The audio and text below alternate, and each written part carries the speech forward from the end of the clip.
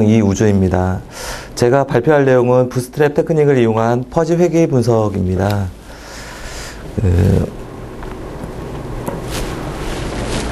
저희 회귀 모형은 하나 또는 그 이상의 독립변수와 종속변수 사이의 관계를 설명하기 위한 통계적 모형인데요. 자, 만약에 독립변수가 하나 있는 경우라면 저희 심플 리그레이션 모형은 수학적으로 이런 식으로 표현이 가능할 수가 있습니다. 자, 저희가 회귀 분석을 하기 위해서는 몇 가지 기본 과정이 있는데요. 자, 에러에 대한 등분산성이나 정규성 또는 독립성을 들 수가 있고요.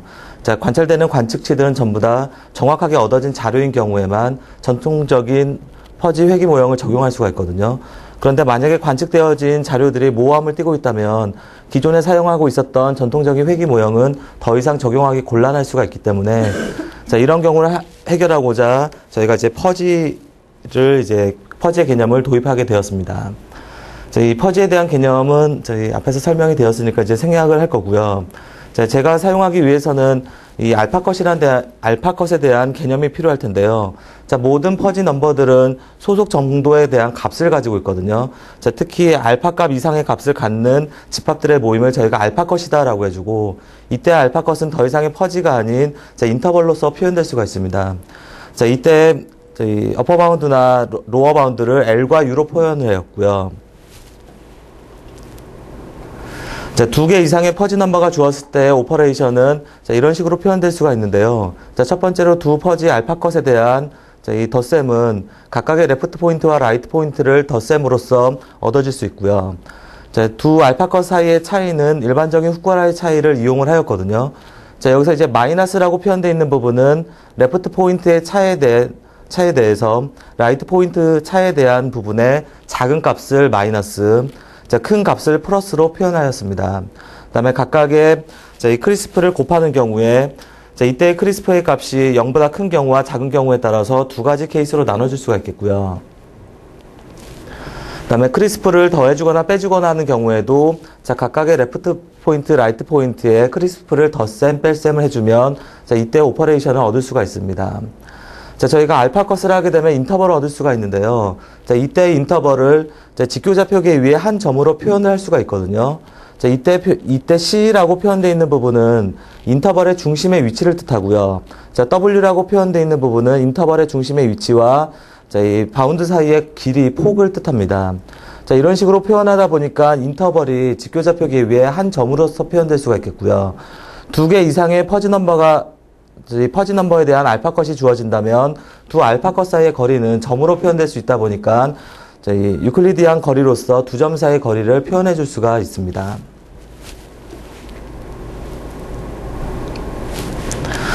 자, 이 많은 학자들에 의해서 이 퍼지가 통계적 모형에 적용이 되었는데요. 자, 특히 1982년도에 다나카위에서 퍼지 회귀 모형이 처음으로 제안이 되었고요. 그 다음에 1995년도, 2005년도 아놀드나 우에 의해서 퍼지 데이터에 의해서 통계적 추론이 되었고요. 자, 그런데 이 기존에 얻어졌던 통계적 추론 같은 경우에는 2000년도에 얻어진 이때 결과들은 에러에 대한 분포를 정균포라고 가정을 하였고요. 자, 우 같은 경우에는 레프트, 라이트 각각에 대해서 따로 추론을 하고 이때 동일한 결과가 되어 있는 부분을 또는 동일하지 않는 결과가 되어 있는 부분은 안 되는 이런 형태로 저희가 검정을 하게 되었었고요. 자, 또 2004년도에는 이 퍼지 모형의 부스트랩 방법을 적용한 사례가 도입이 되었습니다.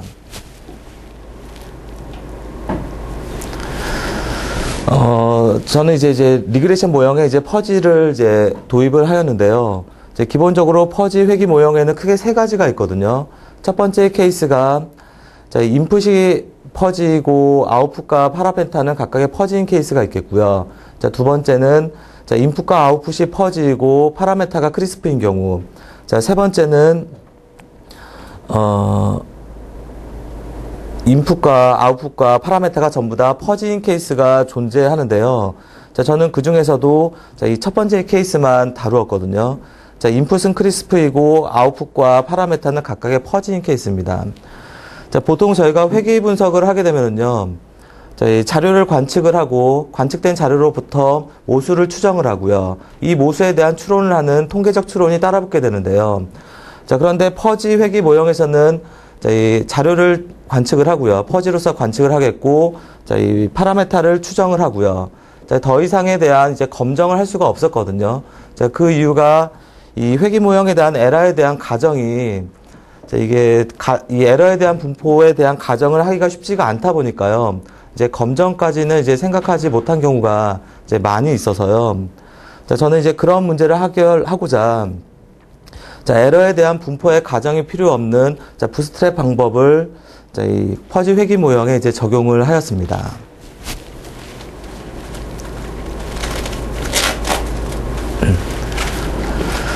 자, 먼저 이 논문에 대한 기본적인 아이디어는요. 저희 기존의 퍼지 회귀 분석에서는 이제 검정까지 할 수 없었기 때문에 자, 첫 번째로 검정을 하기 위한 목적이었었고요. 자, 두 번째로 이제 과거의 논문 중에 퍼지 자료가 들어오는 경우에 검정한 케이스가 있었거든요. 우에 의해서 검정을 하였는데요. 우 같은 경우에는 각각의 알파 컷을 자르고 레프트 포인트와 라이트 포인트의 각각에 대해서 이제 분석한 경우거든요. 이제 그 아이디어를 같이 적용을 해서요. 자, 모든 퍼지 수에는 소속 정도에 대한 값이 존재하다 보니까 소속 정도가 높으냐 또는 작으냐에 따라서 이 가설에 대해서 기각을 할 수도 채택할 수 있다라는 아이디어였었거든요. 이 두 가지 아이디어를 가지고 이 본 연구에 이제 들어가게 되었고요. 자, 먼저 이제 자료를 관찰을 했고 이 자료에 의해서 파라메타를 추정하는 방법은 리스케어 이스티메이터를 이용을 하였고요. 자, 각각의 레프트, 라이트 포인트에 대해서 편부분에서 얻어지는 이 추정치들은 다음과 같이 표현될 수가 있습니다. 자, 크리스페이스의 결과와 거의 흡사한 경우인데요. 자, 앞 발표자에 의해서도 앞의 결과에 의해서도요. 자, 각각의 꼬이는 경우가 발생될 수가 있거든요. 이런 꼬이는 경우를 해결하기 위해서 이때 마이너스를 각각의 추정치의 작은 값, 플러스를 큰 값으로 표현하다 보니까 더 이상의 이제 꼬이는 정도가 이제 발생되지 않았습니다. 자, 이때의 결과는 이제 우에 의해서 제한되어 있는 논문의 결과입니다. 자, 파라메타를 추정했으니까 이제 파라메타에 대한 검정이 필요로 하는데요. 이 기존의 논문들에서는 이 에러에 대한 가정을 할 수 없다 보니까 이제 검정을 못 했었거든요. 자, 저는 이제 검정을 하기 위해서 부스트랩 방법을 이제 적용을 하였고요. 자, 부스트랩 방법을 적용하기 위해서 이제 다음과 같은 절차가 필요로 하는데요. 자, 첫 번째로 자, 주어진 데이터에 의해서 파라메타를 추정을 하고요. 자, 이 파라메타에 의해서 얻어지는 자, 추정값과 사이의 잔차를 구합니다. 자, 이때 잔차, 자, 여기 마이너스라고 되어 있는 부분은 실제 자료에 의해서 얻어지는 레프트 포인트 값에서 자, 앞에서 얻어지는 자, 이 추정치의 값을 넣어준 적합값을 빼준 다음에 라이트에서 이때 플러스 값을 빼준 것에 대한 작은 값을 마이너스, 자, 큰 값을 플러스로 표현했고요. 자, 역시 이제 민과 맥스 오퍼레이션을 이용하다 보니까 자, 이 꼬이는 위치는 해결이 되었습니다. 자, 그리고 두 번째 단계에서는 자, 이때 잔차를 센터링을 했는데요. 자, 이 센터링은 각각에 대한 평균을 빼줌으로써 자, 각각의 기대값을 0으로 만들어주는 효과가 있거든요. 그래서 두 번째 단계로는 이 각각의 잔차를 이제 센터링을 해 주었습니다. 자, 그리고 세 번째 단계에서는 오리지널 데이터에 의해서 얻어지는 자, 추정값과요. 자, 이때 얻어지는 잔차의 센터링 값의 하나를 뽑아서 자, 여기에 덧셈을 해주고요. 자, 이때 얻어지는 자, 이 관찰치를 가지고 자, 앞에서 구한 자, 이 추정치에다 다시 넣어서요. 다시 추정값을 찾습니다. 자, 이 과정을 자, 아주 큰 수 b만큼 반복하게 되면은 자, 이때 추정값들이 총 라지 b개만큼 존재할 수 있겠습니다. 자, 이런 방법으로 이제 부스트랩 방법을 적용을 하는데요. 이 부스트랩 방법에 대한 기본적인 아이디어는 이런 형태거든요. 자, 먼저 이 실제 자료에 의해서 얻어지는 추정치를 트루 파라메타로 보고요. 자, 이때 얻어지는 잔차들을 덧셈으로써 자, 또는 이제 뭐 뺄셈이나 이런 것에 의해서 자, 자료를 계속 반복해서 얻어지는 경우인데요. 자, 주로 모집단에 대한 모분포를 가정하기 힘든 경우나 또는 표본이 적은 수를 띠고 있는 경우에 표본의 수가 적다 보니까 뭐 신뢰할 수 없는 경우도 또 생길 수 있겠고요. 자, 그러다 보니까 이 주어진 표본으로서 가장 극대화된 효과를 얻기 위해서 복원 추출에 대한 개념으로 무작위로 이제 계속 반복해서 뽑아서 이제 표본을 뽑는 이제 개념입니다. 이 부스트랩 방법은 이제 크리스프에서는 그 가장 기본적인 아이디어가 저희가 리스트 스퀘어를 이용한 추정량은 불편성을 갖고 있잖아요. 자, 여기에 부스트랩 표본에 의해서 얻어지는 추정량들은 이 원래 오리지널 데이터에서 얻어지는 추정량의 불편성을 갖다 보니까요. 아마도 실제 파라메타에도 불편성을 갖지 않을까라는 것이 이제 증명이 되어 있습니다. 자, 그런데 저는 각각의 잔차에 센터링을 하다 보니까요. 기대값이 0이 되겠고요. 기대값이 0이 되는 이 자료들을 덧셈을 해줘서 부스트랩 표본을 뽑다 보니까요. 이 불편성, 자, 여기에서 이제 그 차이는 일반적인 훅괄의 차이이고, 자, 이때 이 표시는 저희 덧셈에 대한 항등원 표시입니다. 자, 이런 성질을 만족하기 때문에 이 방법을 적용해도 되겠다라는 이 근거가 될 수 있는 것 같습니다. 자, 저희가 이제 부스트랩을 뽑았고 이제 검정을 해야 되는데요. 자, 먼저 이 검정에 대한 절차를 하기 위해서 두 가지 가설을 썼습니다. 첫 번째로 기무가설은 저희 기록에 대해서 어떤 하나의 값을 갖는다. 알파컷에 대한 내용이고요. 자, 두 번째 반대되는 대립가설은 하나의 값을 갖지 않는다라고 세웠고요. 자, 이때 적용할 수 있는 검정 통계량은 항등원 사이의 거리를 뜻하는데요. 자, 이때 통계량 같은 경우에는 크리스프에서의 통계량이랑 사실 거의 흡사합니다. 대신 거리에 대한 개념, 훅괄에 대한 차이에 대한 개념, 항등원에 대한 개념이 들어가서 약간 다르게 보이지만 거의 기본적으로 비슷한 통계량을 띠고 있습니다. 그래서 검정을 하기 위해서 먼저 이 퍼지라는 것이 소속 정도의 값이 0에서부터 1까지 인피니트 값을 갖는데요. 그런데 인피니트로 자르기 힘들다 보니까 초기 값은 0으로 주고요. 그냥 잘게 잘 쪼개서 저희 디스크리트 값을 그냥 좀 무한히 반복해서 각각의 알파컷에 대해서 이제 검정을 했습니다. 이 첫 번째 단계는 이 라지 비계만큼 얻어지는 이 부스트랩 표본에서요. 각각에 대한 추정치들을 계산을 하고요. 이때 추정치들은 전부 다 알파컷에 의해서 얻어지는 추정치이므로 벡터 표현을 하거든요. 자, 벡터 표현을 하게 된다면 인터벌인데 각각의 센터와 폭으로 표현되다 보니까 직교좌표계 위에 한 점으로서 표현이 될 수가 있겠고요. 라지 비계만큼 반복을 하다 보니까 이때 추정치들은 실제로는 라지 비계만큼 존재하게 됩니다. 자, 두 번째 단계로는 표준화 단계인데요. 자, 아까 이 검정을 하기 위한 검정 통계량 값이 있었는데 그때 통계량이랑 비슷하게끔 검정 통계량 값을 구해줍니다. 자, 그 중에 이제 첫 번째가 각각의 상수로 나눠주고 표준 편차로 나눠주는 이 표준화 단계인데요. 자, 이 표준화 단계를 함으로써 아까 항등원이 이 직교좌표계 위에서는 원점이 되거든요. 자, 이 원점 주변에 이런 식으로 이제 퍼져 있게 되겠고요. 자, 세 번째로 이 분포를 알아야 되는데 아까 이제 통계량이 항등원 사이의 거리를 뜻하다 보니까요. 자, 항등원까지의 거리를 유클리드한 거리를 이용해서 두 점 사이의 거리를 이용한 방법을 이용해서 이런 식으로 경험적인 분포를 이제 만들었습니다. 자, 그리고 나서 저희가 이제 p-밸류를 계산해서 검정에 대한 결과를 얻을 수가 있는데요.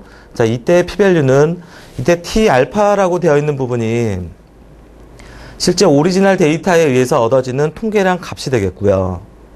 자, T알파의 B라고 되어 있는 부분은 자, 부스트랩 표본에 의해서 얻어지는 이 검정 통계량 값이 되겠고요. 실제 오리지널 데이터에 의해서 얻어지는 값보다 큰 것에 대한 개수를 비율로서 표현한 것을 p-밸류로서 정의를 하고요. 자, 이때 p-밸류가 유의 수준 람다를 고정을 시켜서요. 자, 람다보다 작게 된다면 귀임가설을 기각하는 형태로 가설 검정을 할 수가 있습니다. 자, 저희가 이 가설 검정을 하기 위해서 이제 경험적인 분포를 만들었고, 자, 자, 또한 각각의 인계점들을 경험적인 인계점을 얻을 수가 있을 텐데요. 자, 경험적인 인계점을 얻을 수 있다 보니까 이 컴피턴스 리전까지 이제 구해줄 수 있겠습니다. 자, 그래서 t 람다의 제곱이다라는 부분은 아까 이제 유클리디안 거리를 이용해서 두 점 사이의 거리를 이용을 했는데요. 자, 두 점 사이의 거리를 각각의 공식에다 넣고 이제 풀어보면 자, 이런 형태로 표현이 될 수가 있거든요. 자, 이 부분은 자, 유의 수준 람다 상에서 자, 이 경험적인 분포의 인계점을 뜻합니다. 자, 다음은 그 앞에서 제안된 방법을 자, 예제를 통해서 이제 확인해 보는 건데요. 이때 인풋은 크리스프이고 이제 아웃풋은 퍼지인 케이스거든요. 자, 이 총 15개의 데이터이고, 자, 이때의 데이터들은 사실 이제 제가 그 우회 데이터에 몇 개를 이제 수정을 시킨 케이스거든요. 제가 하고자 하는 것은 알파컷에 따라서 자, 각각의 검정 결과는 달라질 수 있을 거다라는 생각이었었거든요. 그런데 여기 센터만을 보면 자, 거의 크리스프만 보게 되면은요, 그 유의하게 나오고요. 그런데 그 소속 정도가 0이 되는 자, 이런 부분에 대해서 하게 되면은 각각의 크리스프인 경우에는 통계적으로 유의하지 않게 나오거든요. 그러면 소속 정도가 가장 높은 부분에서는 귀무가설을 기각을 하고요. 소속 정도가 가장 작은 부분에서는 귀무가설을 채택하다 보니까 소속 정도에 따라서 귀무가설이 채택이 될 수도 기각이 될 수도 있을 거다라는 생각입니다.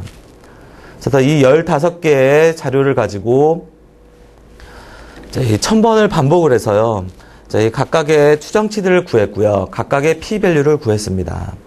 자, 여기에서 이제 마이너스와 플러스에 대해서는 실제로 이제 0과 1 사이에는 무수히 많은 수가 존재하겠지만 단 11개의 값을 가지고 얻어지는 추정치들이 되겠고요.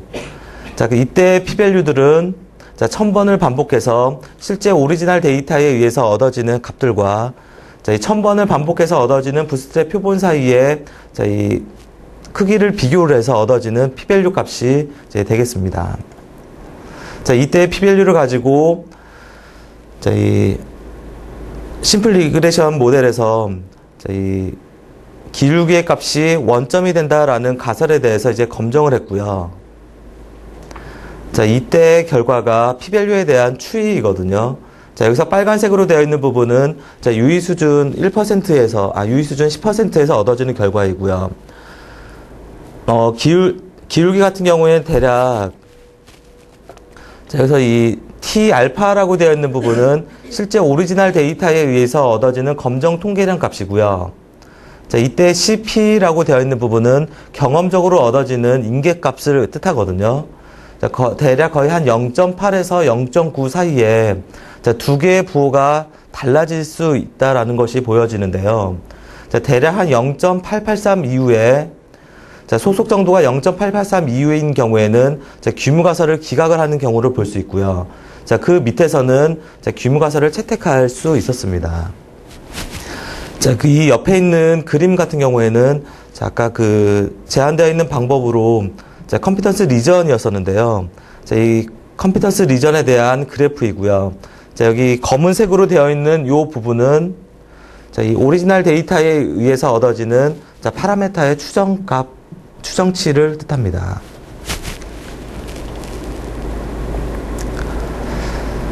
그래서 본 논문에서 이제 하고자 하는 말은 이제 기존에서는